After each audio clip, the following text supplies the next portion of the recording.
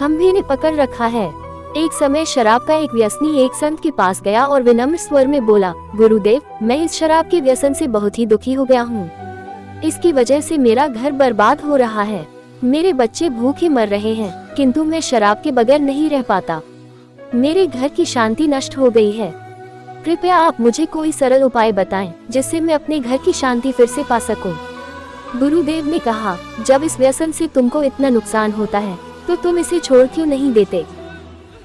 व्यक्ति बोला, पूज्य श्री, मैं शराब को छोड़ना चाहता हूँ, पर यही मेरे खून में इस कदर समा गई है कि मुझे छोड़ने का नाम ही नहीं ले रही है।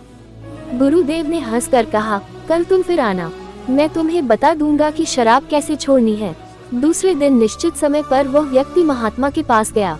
उसे देख महात्मा झट से खड़े हुए और एक खंभे को कसकर पकड़ लिया।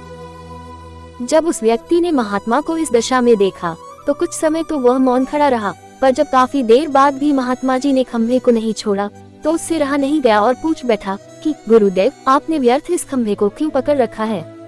गुरुदेव बोले, वत्स, मैंने इस खंभे को नहीं पकड़ा है, यह खंभा मेरे शरीर को पकड़े हुए है। मैं चाहता हूँ कि यह मुझे छोड़ दे, किंतु यह तो मुझे छोड़ ही नहीं रहा है। उस व्यक्ति को अचंभा हुआ। वे बोला, गुरुदेव, मैं शराब जरूर पीता हूँ मगर मूर्ख नहीं हूँ। आपने ही जानबूझकर इस खंभे को कसकर पकड़ रखा है। यह तो निर्जीव है, यह आपको क्या पकड़ेगी? यदि आप दृढ़ संकल्प कर लें तो इसी वक्त इसको छोड़ सकते हैं।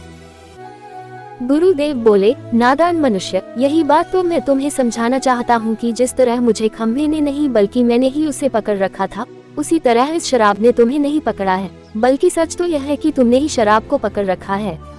तुम कह रहे थे कि यह शराब मुझे नहीं छोड़ रही है, जबकि सत्य यह है कि तुम अपने मन में यह दृढ़ निश्चय कर लो कि मुझे इस व्यसन का त्याग अभी कर देना है, तो इसी वक्त तुम्हारी शराब पीने की आदत छूट जाएगी।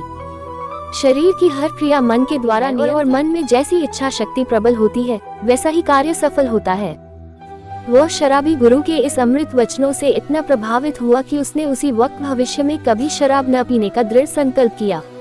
उसके घर में खुशियां लौट आईं और वह शांति से जीवन यापन करने लगा। इस तरह हमें शिक्षा मिलती है कि जीवन में कोई भी व्यसन ऐसा नहीं है जिसे एक बार ग्रहण किए जाने के बाद छोड़ा ना जा सके। अगर मनुष्य चाहे तो बड़ी से बड़ी बुराई का त्याग कर सकता है।